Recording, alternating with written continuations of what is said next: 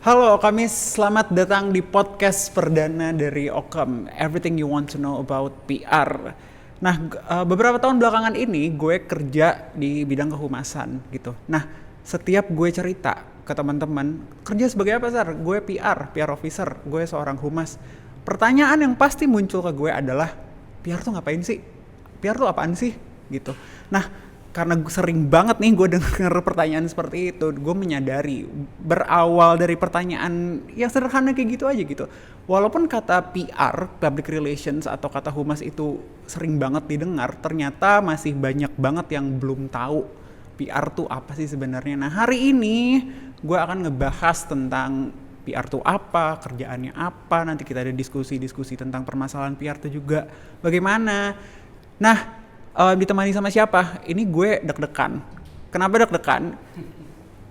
Setiap gue nge-podcast nih ya teman-teman, di perusahaan manapun, tamu pertama gue tuh pasti bos yang paling atas. Berabe gue kalau salah ngomong tuh gimana kan? Dipecat nanti langsung. Langsung aja selamat datang Kak Wisa, Kak Septa. Halo. Apa kabar? Baik, alhamdulillah. Oke, gimana nih Kak? Deg-degan nggak? Pertama kali ini kita produksi podcast. Gue jujur jarang di depan kamera ya, dan gue orangnya jarang ngomong juga, jadi kayak gimana gitu. Tapi ya hopefully it goes well. Pasti. It must be well. Kak Septa gimana? Gue juga ini pertama kali sebetulnya kalau podcast dengan settingan yang lumayan lengkap dan resmi begini gitu. Biasanya kalau event klien ya all we do is MC or moderator, udah biasa kita lakukan. Beberapa kali bikin format video pun ya udah biasa juga. Cuman kalau untuk in-house sendiri bikin podcast, this is the first time, so I'm really excited but nervous at the same time. Welcome to my world. Oke, teman-teman, biar nggak bingung juga kan, teman-teman yang pertama kali melihat atau mendengar gitu pasti kan penasaran siapa sih kakak-kakak ini gitu. Nah, kalau kata pepatah tuh kalau nggak kenal nggak sayang gitu Kak. Jadi kita kenalan dulu gitu. Jadi kali aja yang nonton, gue sayang deh sama kakak yang gitu kan. Kita kenalan dulu, Kak Wisa deh, silakan perkenalkan diri ke Oke. Boleh. Nama gue Wisha, gue managing partner di Okem. Gue bisa dibilang ya ada 10 plus tahun kerja di profesi public relations. Sebelumnya justru gue hampir 4 tahun lebih itu malah di production house gitu. Cuma akhirnya gue coba explore mungkin profesi yang berbeda, lebih exciting. Akhirnya gue agak nekat sih, gue terjun ke PR gitu ya. Gue kayak banting setir. Akhirnya gue kayak lumayan dibilang agak jatuh cinta gitu sih ke dunia PR. 10 tahun. Berarti nggak usah ditanya umurnya guys. Jangan gitu dong. Oke. Kak Septa silakan nggak kenalan? Oke, kalau Wisha udah 10 plus tahun berarti kurang lebih pasti gue akan mirip-mirip durasi lama kerjanya di PR ya. Karena I remember waktu itu gue masih junior pertama kali kerja di PR consultancy. Dari lulus kuliah ya waktu itu, nggak lama memang Wisha join gitu. And I think we've done a few projects together juga di tempat sebelumnya. Yang akhirnya kita berdua jadi join untuk bikin Okem ini gitu, because of our love of PR gitu. Jadi kita kepengen jalan passion kita, tapi sekaligus we wanna tweak little things berdasarkan dengan gaya kita juga dalam providing PR service untuk for our clients lah gitu. Sweet banget gak sih? Kayak teman ketemu terus sahabatan akhirnya kayak kita bikin perusahaan baru. Itu sweet, itu salah satu friendship story, the sweetest friendship story. And a good thing it goes well. Kan banyak juga kan kalau misalnya kita ngomongin partnership gitu sama teman, there are a lot of stuff that don't go well gitu. Nah, jadi bisa dibanggakan jadinya gitu. Nah, tadi kita udah bahas sedikit tentang PR gitu dengan pengalaman Kak Wisa 10 tahun plus dan Kak Septa juga. Nah, tentu aku akan selalu nanyain pertanyaan paling mendasar. Nah, jadi itu PR apaan sih? Gue serahkan ke Septa aja dulu ya. Okay. Sebagai punya bachelor di public relations, karena gue jujur anak cabutan. Oh gitu. Gue anak cabutan gitu. Emang dulu lulusnya apa Kak? Gue lulusnya dulu media studies, Oh, oke. jadi Ya, lebih masih nyambung sih. masih, tapi gue emang lebih belajar teori media sama produksi kan. Lah aku sastra nyambungnya di PR nih. Gimana nih nyambungnya dari mana gitu. Nah, oke Kak Septa mungkin bisa ceritain ke kami nih apa sih PR tuh? Oke, you know that's actually interesting. Lo bilang lo lulusan sastra, misalnya juga media studies, meskipun misalnya masih highly relevant lah to the PR industry, karena at the end of the day, PR is all about connecting Yes.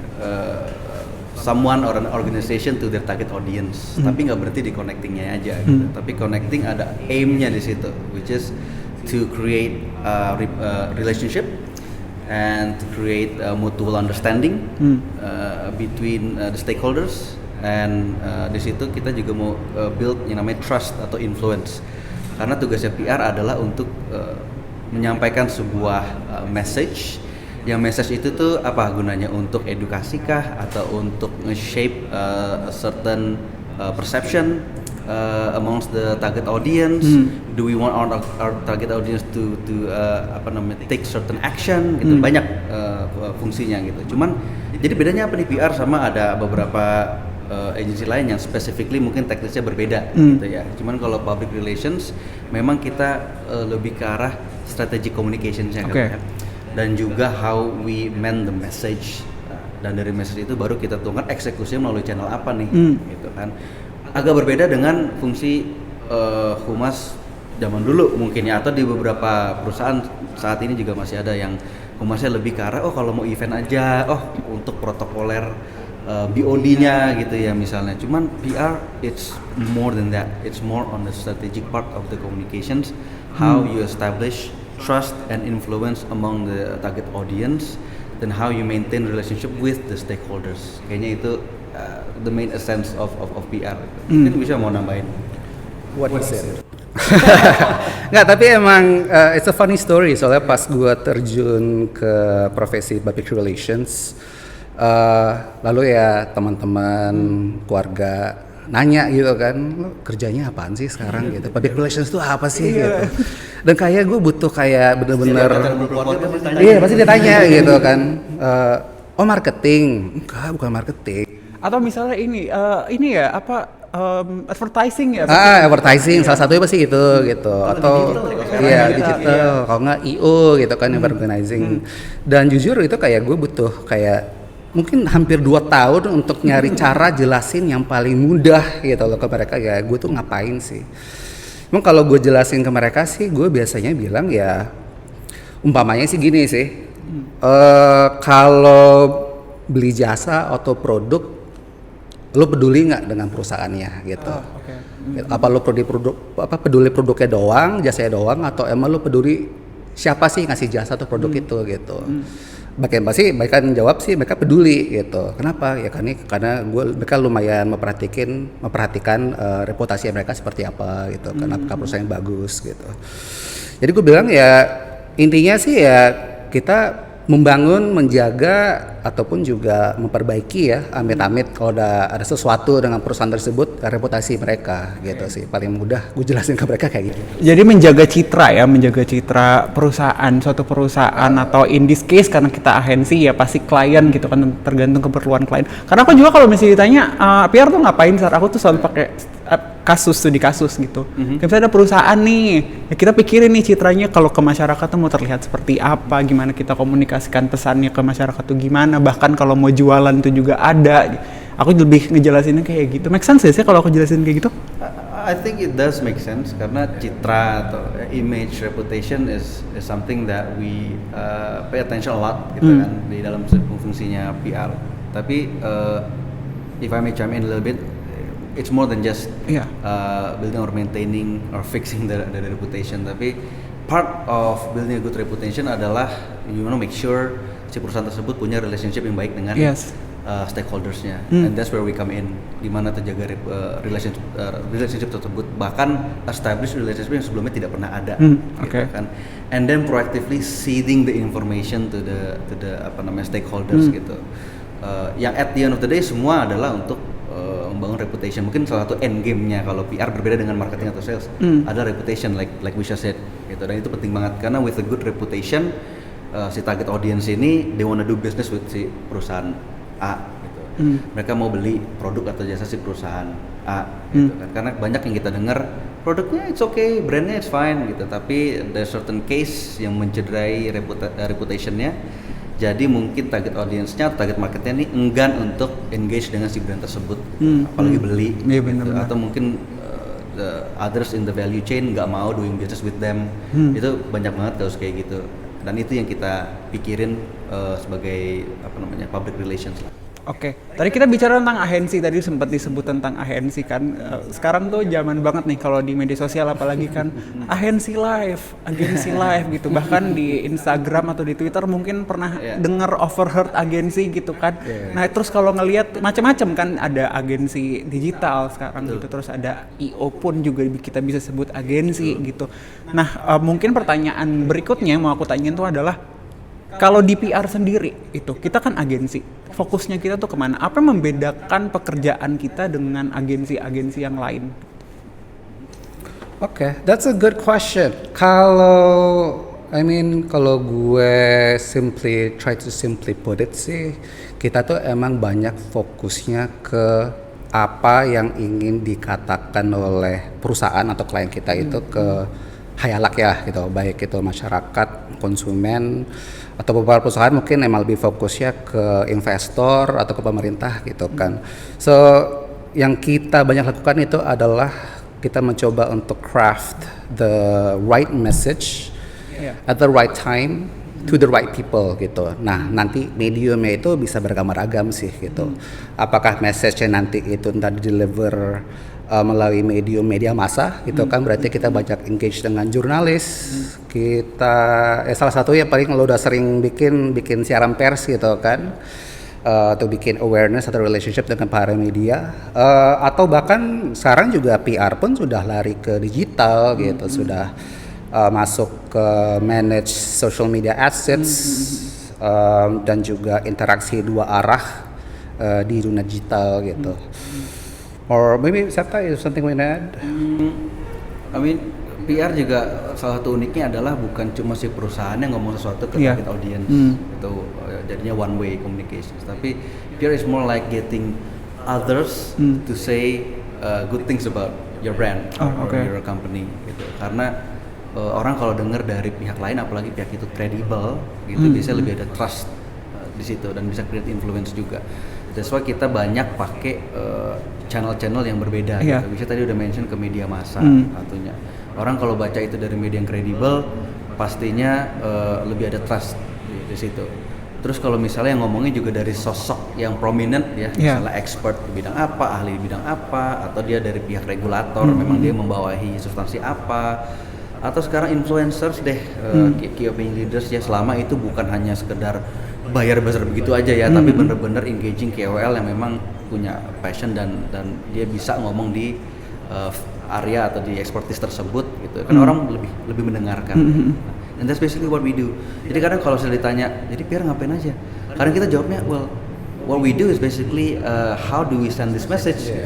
Mau lewat media, mau lewat social media, mau lewat video. Kalau kita lagi bikin video gitu ya misalnya, then what we do is we create a good script. Konsepnya seperti apa, terus angle-angle-nya seperti apa, eksekusinya kayak gimana, di postingnya di mana, itu juga kita pikirin. Apart from the conventional PR stuff yang kita lakukan sama media ya, press conference, media interview and all that. Ya berarti justru berkembang ya Kak dari PR itu sendiri, apalagi tadi kita nyebutin tentang media digital gitu. Sekarang pun kita juga memanfaatkan media tersebut gitu untuk memberikan pesan, tapi intinya di PR ini kita benar-benar memperhatikan pesannya itu apa sih sebenarnya mau disampaikan gitu. Karena jadinya kayak tadi misalnya kalau KOL gitu atau influencers lah ya, kalau cuma bayar aja promosiin ini dong gitu, kesannya ya nggak ada pesannya gitu kan. Nah kalau di PR tuh kita gimana caranya ngebangun suatu citra dari brand atau dari perusahaan yang kita ibaratnya kayak lagi sedang kita kerjasama gitu ya. Dan objektifnya Cesar, ini juga penting banget. Objektifnya apa? Karena teknis pelaksanaan PR itu goes back again to the objective yang mau dicapai itu apa, gitu kan. Is it just awareness? Kemudian awareness sendiri, mau awarenessnya yang kayak gimana nih yang mau dicapai aja, to educate gitu kan, karena all this channel serves different purpose juga. Apalagi sosmed ya, teknisnya banyak banget. TikTok for once yang sekarang lagi booming banget gitu ya, itu teknis pelaksananya aja beda gitu kan kontennya, dan artinya target audiensnya juga Beda, berbeda, pasti sehingga beda. approach-nya juga beda pula. Meskipun sebenarnya message-nya more or less sebuah message yang sama, objektif yang sama juga gitu, tapi pelaksanaannya kemudian berbeda. Oke, nah salah satu tugas PR kalau nggak salah itu kan ngurusin krisis manajemen nih, iya nggak sih? Kita punya segmen Okamis, namanya What Would You Do? Oke, jadi gini, kita kan memposisikan diri sebagai communication consultant gitu ya, sebagai humas gitu kan. Aku pun juga memposisikan diri sebagai humas, biarpun masih banyak yang harus dipelajari gitu, tapi pada akhirnya harus memposisikan diri sebagai consultant gitu kan. Nah pasti jalan pikir kita bertiga beda nih, gimana cara menyelesaikan masalah tersebut gitu. Nah di segmen What Would You Do itu aku akan tanya Kak Wisha dan Kak Septa, ada kasus gimana nih Kak Wisha dan Kak Septa kalau seandainya sebagai konsultan dari orang ini atau perusahaan ini gitu, apa yang akan kalian lakukan? What would you do differently? Jadi gini, sepakat ya berarti ya? Kita coba, oke. Jadi Jangan terlalu susah please.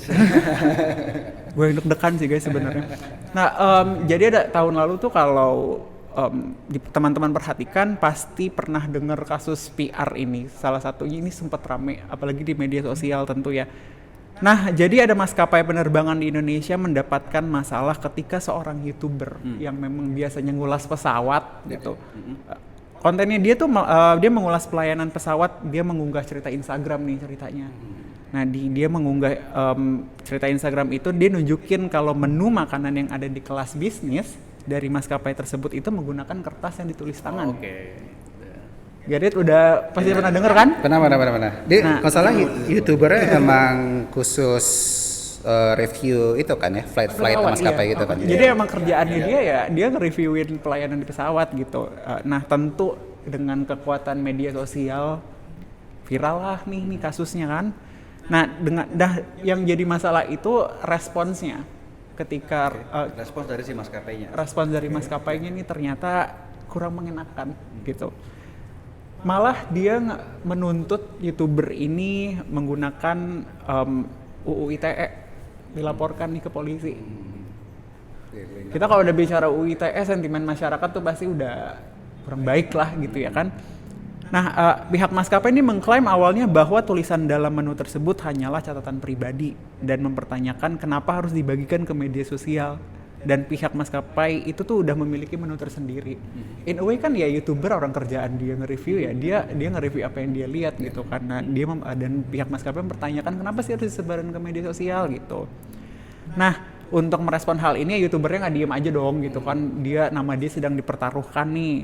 Dia membuat klarifikasi bahwa emang menu kertas itu diberikan oleh pramugari dan semuanya mendapatkannya gitu. Jadi klaimnya tuh bertolak belakang sama apa yang disampaikan sama maskapai. Dia bilang orang dikasih semua kok sama pramugarinya gitu.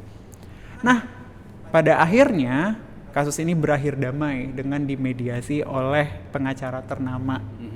But again, if we think about it, the damage has been done already gitu loh, karena respons yang salah.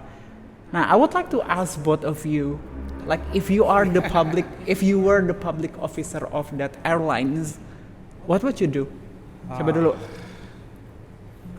Yang pakar crisis issue, pakar yang lebih jago lah daripada gue gitu dan banyak lebih pengalaman mungkin Septa sih gitu, tapi like can I say just whatever I want? Oke ya. Jujur sih kalau menurut gue itu dari awal aja itu udah sesuatu tanggapan yang berlebihan dari gue sih kalau menurut gue gitu. Gue jujur juga nggak inget banget detailnya kayak fakta-faktanya apa. Mungkin gue tanya lo deh, faktanya itu sebetulnya ada menu apa enggak sih sebetulnya? Atau kita emang nggak tahu nih sampai sekarang? Jadi emang menunya itu memang kalau menurut klaim dari YouTuber ini emang ditulis doang kan? Iya. Dan itu dibagikan. Dan setahu gue, seinget gue sih apa yang dipost oleh si influencer itu dia cuma cerita doang, seingat gue sih dia nggak jelek-jelekin, dia nggak ngejek maskapainya, dia cuma ngasih tahu doang, gue dapat menu tulisan tangan nih gitu kan, which I think is satu ya hak dia sebagai reviewer ya, apalagi dia emang khusus tentang maskapai gitu. So my I think Maksudnya dari gue pribadi sih, it's a bit of an overreaction sih dari maskapainya gitu. I think the best that they could do sebetulnya just jelasin aja kenapa itu bisa terjadi gitu, and I guess apologize if necessary gitu, tapi nggak seharusnya sampai segitu strongnya reaksi mereka terhadap apa yang di mention atau disebut oleh influencer tersebut di social media mereka gitu. It should be kayak sesuatu hal yang cukup sederhana sih.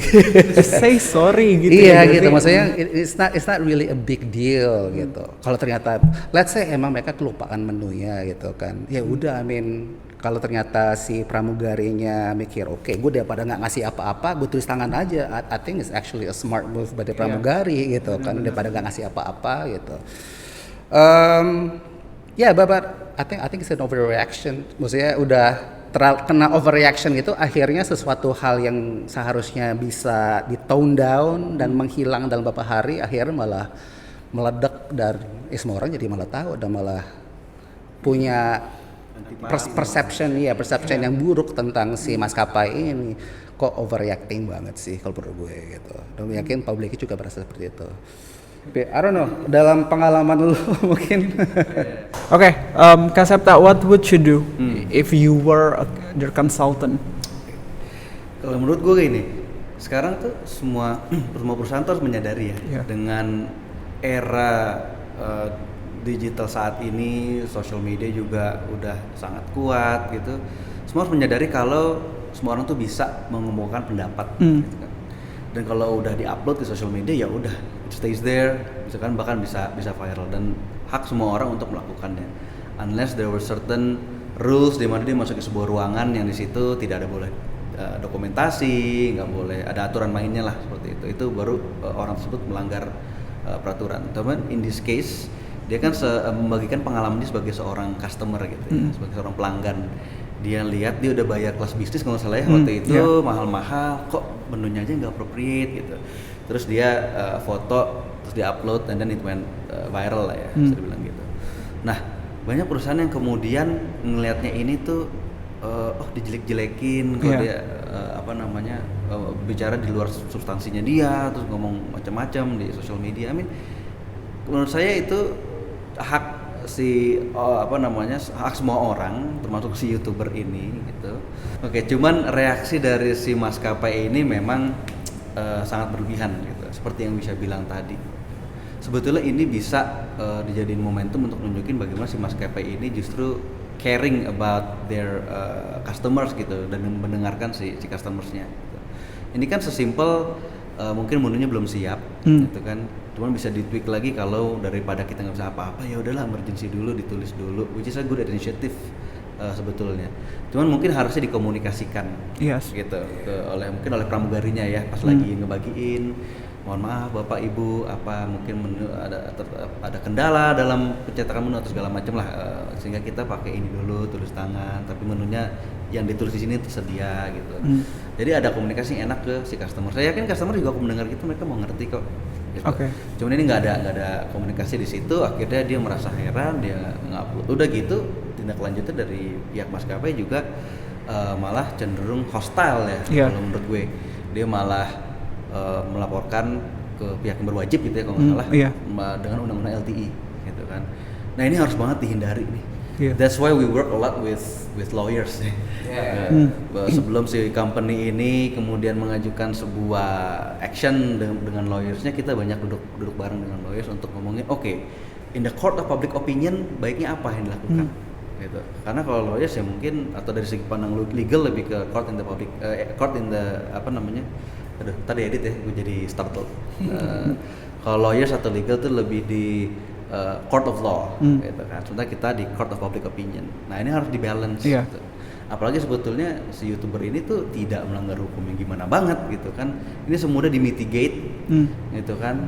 Dan selalu lebih baik kalau memang kalau ada kesalahan, apalagi situasi krisis, itu emang si perusahaan itu selalu baik untuk you tell it yourself and then do it on your own turf gitu.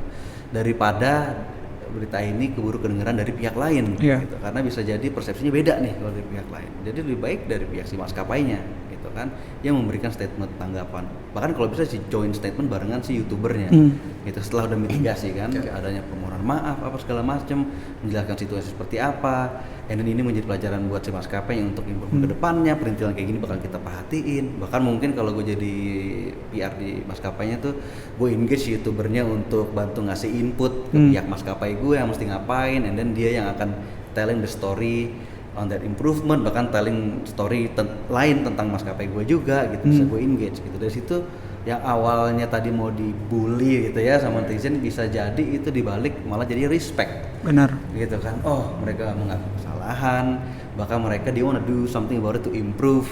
Udah gitu mereka ngerti nih cara komunikasi dengan target audience-nya gitu. Nah, apalagi kalau bawa undang-undang ya, mungkin netizen zaman sekarang tuh udah alergi banget tuh kalau dengar si perusahaannya mau attacking sebuah party gitu, bawa-bawa hukum atau undang-undang. Ini jadi kayak David versus Goliath gitu. Benar, iya. Dan jadi tanpa mendengarkan keseluruhannya, publik tuh bisa langsung antipati gitu aja gitu. Jadi kalau menurut gue justru hukum itu tuh langkah terakhir lah gitu. Sebisa mungkin dimitigate dulu, and then how we turn the table justru. Benar. Dari mitigasi itu kita menjadi komunikasi yang baik. That's my 2 cents. Yang justru bikin krisisnya itu si maskapainya sendiri ya sih. Awalnya ya, awalnya it's just a service issue, isu dalam service di pesawatnya gitu, yang akhirnya tidak direspon dengan baik, yang akhirnya malah meledak jadi it's a crisis gitu, which should have been avoided dari awal. Nah, menyambung Septa tadi, let's assume si pramugaria memang tidak mengkomunikasikan ke passengers ya bahwa ya they have an issue with the menu gitu ya. Itu memang salah satu danger of miscommunication sih gitu, apalagi di dunia corporate and business gitu. And yeah, that's where we come in sih sebetulnya. We try to prevent by giving them training, understanding how to better communicate dari baik internal perusahaan maupun juga perusahaan dengan khayalak mereka gitu ya, termasuk konsumen. Dan if things go bad, ya kita yang mencoba untuk memperbaikinya sih. So yeah, that's what we do, guys. That's exactly what we do. One of them sih gitu kan. Oke, kalau aku ngeliatnya ini ya Kak, pas aku memposisikan dirinya pertama itu jadi warganet justru gitu. Yang udah nih ya, tren yang kebanyakan terjadi kalau sama korporat, ketika itu udah viral, mereka tuh biasanya panik gitu loh. Jadi korporatnya udah panik dulu nih, gimana nih udah viral gini, udah gimana gitu. Nah, karena mereka ngerasa nggak tahu nih, karena udah keburu panik aja karena viral, jadinya mereka bisa jadi ya gitu, jadi hostile gitu sama yang padahal bisa jadi sebenarnya bisa jadi KOL yang mereka nanti loh ke depannya gitu, bisa ngambil potensi itu gitu kan. Kalau aku melihatnya awalnya justru karena panik gitu. Yeah, I mean one thing to understand is not every company and not all business leaders are aware tentang esensinya public relations gitu, or communications lah for that matter. Walaupun kadang mereka udah ada departemennya atau divisinya, cuman banyak di eksekusi internal itu yang tidak berjalan dengan semestinya. Akhirnya operationally mereka melakukan sesuatu yang bisa backfire gitu ke mereka. Udah gitu responnya juga entah kurang duduk bareng dengan PR in-house-nya, nggak ada, mungkin juga kalau kurang nggak ada bantuan dari PR eksternal juga gitu. Mereka make a decision dengan terburu-buru ya, karena panik itu juga tadi, akhirnya malah memperparah situasi. In fact, earlier tahun 2021 itu kita sempat assisting sebuah company, an iconic brand di Indonesia gitu. Kalau menurut saya sendiri itu bukan karena typical brandnya seperti itu. It's really a good brand. Brandnya bahkan sangat humble ya. Tapi lebih ke koordinasi internalnya yang kemarin kurang terpadu ya, kurang integrated, apalagi dengan divisi terkait. Itu divisi communication saya gitu ya mungkin. Yang kemudian ada sesuatu yang tereksekusi ke pihak eksternal tanpa ada konsultasi yang baik, yang akhirnya kemudian backfire. Nah, baru begitu udah viral, udah kategori krisis gitu ya, baru dilibatkan orang comms-nya. Nah ini yang kadang banyak terjadi juga di companies or brands, mereka nggak tahu substansi dari gue punya orang PR tapi utilizing-nya seperti apa sih yang akhirnya terlupakan. Soalnya mungkin gue nggak tahu apakah cuma di Indonesia aja atau maybe it's also globally juga ya gitu. Tapi memang banyak perusahaan itu fokusnya itu hanya penjualan gitu. Gue pengen jual produk service gue pengen punya banyak konsumen gitu ya. Tapi what they don't think about is bahwa ya kalau konsumen yang nggak suka lo, mereka mana mau beli gitu loh. Produk lo mungkin bagus gitu, mungkin nomor one di dunia lah gitu. Tapi kalau publik ngelihat lo dan mereka nggak suka sama brand image-nya, ya tetap aja mereka nggak bakal beli gitu. Dan juga sebaliknya, maybe your product is not the best of the best in Yes. the market, cuman when you communicate it appropriately, tahu cara connecting with your target audience, pesan-pesannya juga selalu relevan dan oke, dia malah yang terlihat sebagai ya we can say the best brand or product. Iya sih, banyak sih kayak gitu. Kayak kita ekspektasi satu produk tuh kelihatannya kalau diiklankan gitu, mereka menggambarkannya kayak bagus banget, bisa jadi yang pertama kali mungkin gitu kalau, tapi ketika kita gunakan produknya mungkin biasa-biasa aja gitu, tapi orang masih mau beli gitu. Itu kan berarti kan ada sesuatu hal yang bisa diatur gitu ya, Kak. Ya, satu sisi iklan plays a role gitu, tapi jangan lupa target audience sekarang tuh udah semakin pintar ya. Mereka kepengen tahu, cari tahu lebih dalam gitu, pengen mengenal brand atau produknya lebih dalam gitu. Akhirnya mereka banyak melihat, cari-cari review baik online kalau sekarang di social media, they ask their friends. Nah itu all that consideration itu kemudian menjadi faktor sih sampai orang itu, oh I like this brand, I like this product gitu. Iklan memang highly persuasive in some way, tapi for certain target audience memang building the trust is important. Begitu trustnya udah ada, and then you start to create influence, itu tuh orang yang mulai ngelihat, oh, I think this is the best product, this is the best brand. Iya. Jadi kan di correct me if I'm wrong, di marketing kan ada istilah AIDA ya. Awareness, interest, desire, terus habis itu action sampai beli. Nah, menurut gue what PR adds sih adalah another A in the end, itulah advokasi gitu. Dimana orang yang sudah mencoba produknya, bahkan mungkin nggak coba juga, mereka berani untuk mengadvokasi ke orang lain bahwa produk ini bagus, brand ini bagus, perusahaan ini bagus, gue rekomend gitu. Nah itu kalau perusahaan berhasil melakukan tersebut, ya di pandangan kita itu perusahaan yang oke. Oke, teman-teman udah kebayang ya berarti kerjaan PR kurang lebihnya tuh seperti apa gitu. Nah sebelum tutup nih Kak, pasti yang nonton ini pasti banyak, apalagi yang lulusan komunikasi nih, pikirannya oh gue jadi PR gitu kan. Ada pesan gak sih kayak misalnya ke teman-teman gitu, kayak misalnya kalau mereka mau masuk PR gitu, kayak apa yang harus mereka lakukan gitu, skill apa yang harus mereka miliki gitu, kenapa industri kehumasan ini bisa menjadi suatu hal yang sangat menjual gitu untuk teman-teman yang mau jadi PR. Dari Kak Wisha dulu. Kita tektokan aja ya. Biasanya when I do a new hiring, kita saat interview calon pegawai baru, and I think I did that to you too gitu. Gue make sure are you ready to work in public relations gitu. Gue tentunya pasti akan kasih warning bahwa it's a tough profession gitu. Bahkan gue nggak tahu ranking berapa, tapi it's one of the most stressful jobs gitu. But why do I love it? Kenapa Septa juga? Why do we love it? Septa juga termasuk gitu. Salah satunya adalah kalau gue pribadi dinamika profesinya sih gitu, especially kalau dikerjain di agency gitu. Gue punya kesempatan untuk kerjasama dengan berbagai brand, berbagai perusahaan dari industri yang berbeda-beda gitu. Karena emang dari dulu, bahkan zaman kuliah gitu, gue lebih prefer learning something new, gue explore, gue kulik, and then let's see what I can do gitu kan. And that's the opportunity I have sejak kerja di public relations. In my old job di PH, Senin sampai Sabtu, gue dulu 6 hari seminggu kerjanya. Every day is the same thing gitu kan. Tapi kalau di kerja selama gue di agency public relations, it's always a new experience yang gue dapet working with different kinds of people. Different kinds of people itu maksudnya perusahaan pun juga bisa kerja dengan orang Indonesia, dengan negara lain, Asia Tenggara, bahkan dengan di Eropa, Amerika gitu.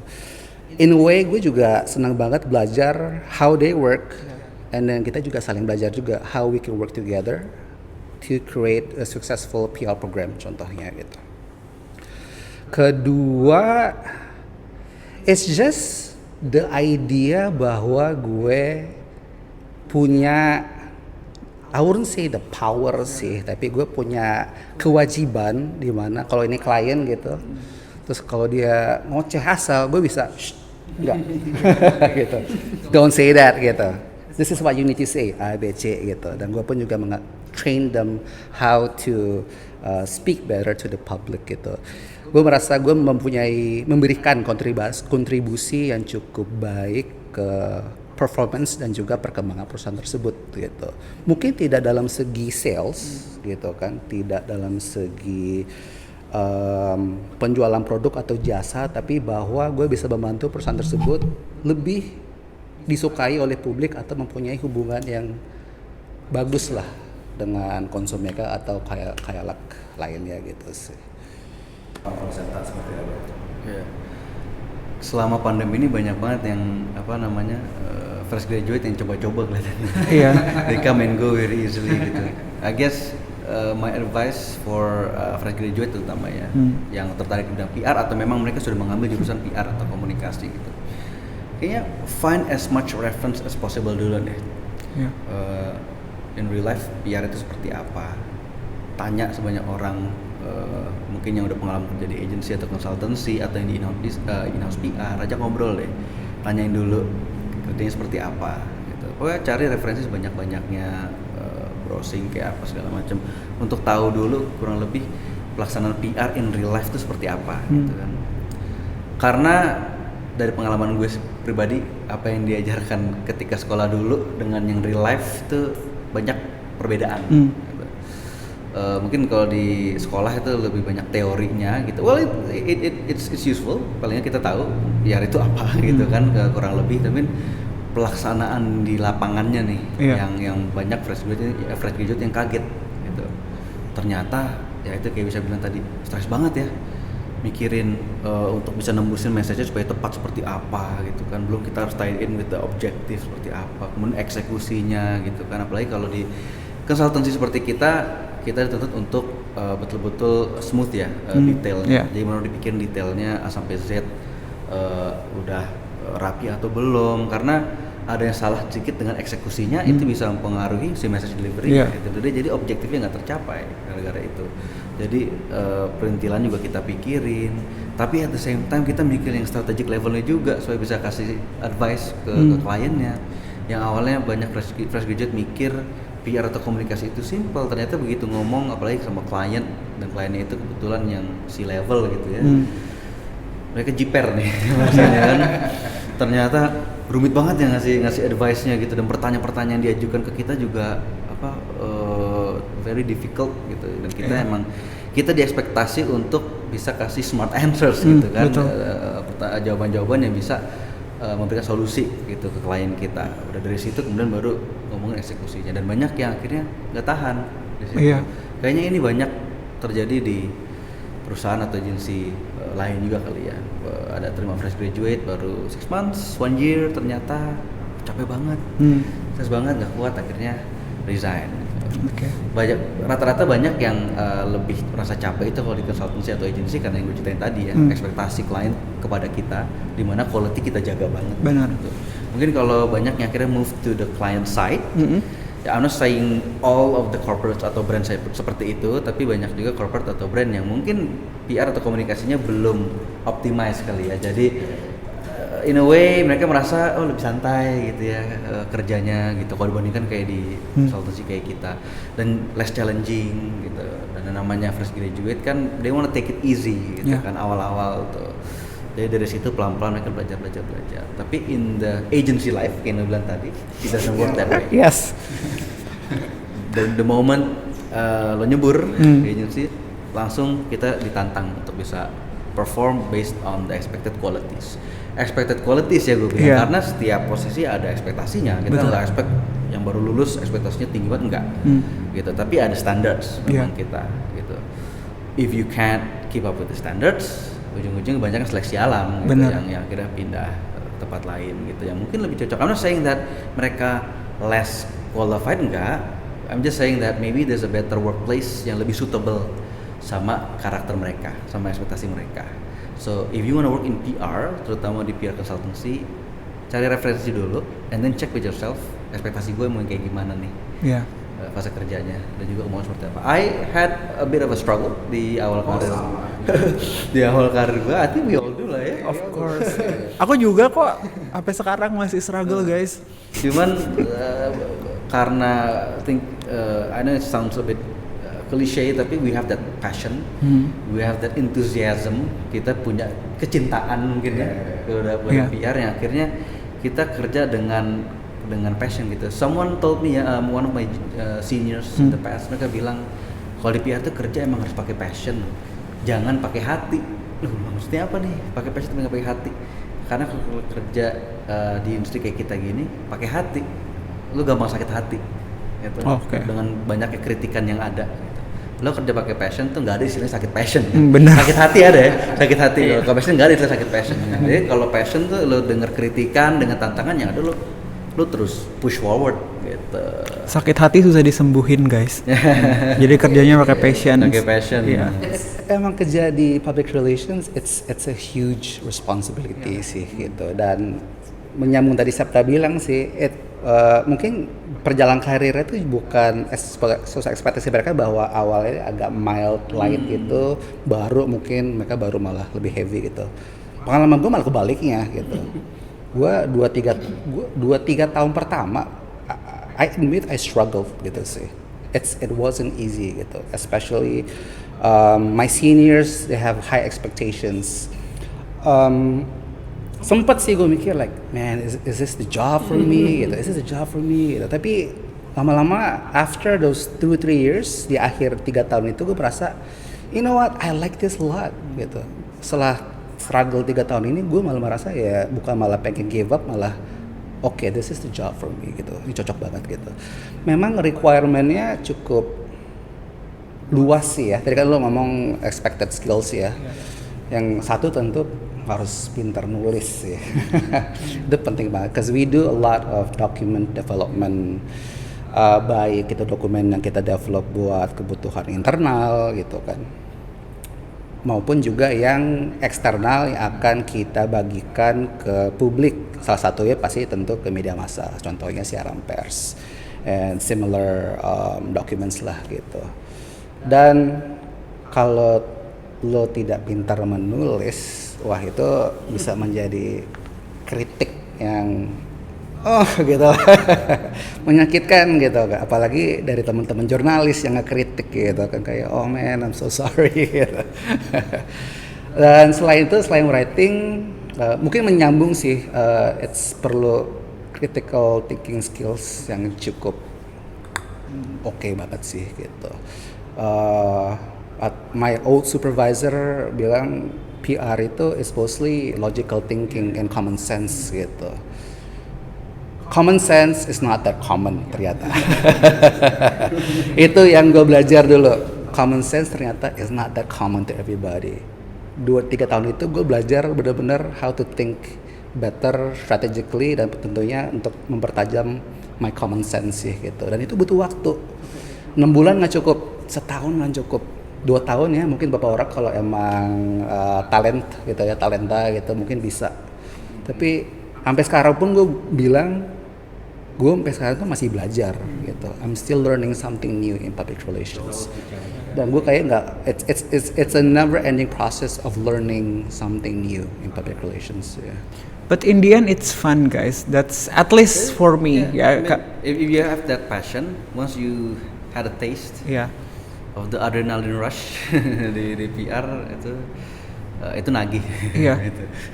Dan itu beneran. Dan kalau gue pribadi, gue tuh orangnya I'm never the brightest ya orangnya, tapi I'm really good at finding patterns. Dan actually that's what helped me untuk survive di PR gitu awal-awal gitu. Struggle banget nih, susah gitu. Jadi gue coba cari patternnya sih, gitu, dari one task to another. Itu kayak gimana sih bentuknya yang dicari gitu. For some people lebih mudah memahami numbers. For me it's more it's easier to understand colors gitu. Oke. Jadi mungkin buat gue ngeliatnya tuh paragraf pertama itu warna biru, paragraf kedua warna merah, paragraf ketiga warna kuning gitu. I mean anything that works for you lah gitu, untuk bisa to get that understanding, terutama critical and logical thinking yang bisa bilang tadi gitu. Nah itu yang gue terapin gitu. So for me it's all colors gitu, ngeliat different projects, different challenge, so different colors, different message, etc. Dan jadi banyak tahu banyak ini sih, banyak hal gitu ya, maksudnya mungkin kita nemu bidang yang kita nggak tahu sama sekali, ini apaan sih, urusan apaan gitu, tapi kita jadi belajar, jadi mulai memahami kenapa mereka membuat seperti itu And gitu. it broaden the horizon. Yes, Karena kalau nggak benar. mungkin kita nggak pernah tahu ternyata ada perusahaan yang budak di business people juga. Iya. Maksudnya selain bidang mereka, it's also a lot of learning human behavior sih gitu, karena kita selalu mencoba memposisikan kita in their shoes, you know, how they think, how they act, how they react gitu kan. Oke. So jadi it's a lot of analytical skills. Dan paling penting nambah relasi sih, itu paling. Oke, kakak, sayangnya kita dibatasi oleh waktu nih. Pengen buat ngobrol panjang sih sebenarnya. Sebenarnya makasih banyak Kak Wisa, Kak Septa udah mau diajak ngobrol, lagi banyak kesibukan, diganggu dulu nih sama nih anak Ato gitu, gak apa-apa ya. Oke, teman-teman Okamis, thank you very much for watching. Terima kasih banyak teman-teman udah ngikutin dari awal sampai akhir. Semoga dari apa yang kita bicarakan bisa banyaklah yang dipelajari dan makin mempertimbangkan teman-teman untuk masuk ke dunia PR atau dunia kehumasan. Kalau teman-teman suka sama siaran kali ini, jangan lupa kasih jempol, give a thumbs up, it's free. Jangan lupa subscribe to Occam's YouTube channel, and we also have Facebook page later on, maybe. Akan kita aktifkan lagi. Terima kasih juga untuk Mavspace sudah memberikan tempat untuk kami nih bikin video. Terima kasih banyak, semoga masih mau difasilitasi ke depannya. Sampai jumpa di video berikutnya dengan topik-topik menarik tentu dan dengan pembahasan yang lain. Bye. Thank you Cesar, thank you everyone. Bye bye. Thanks.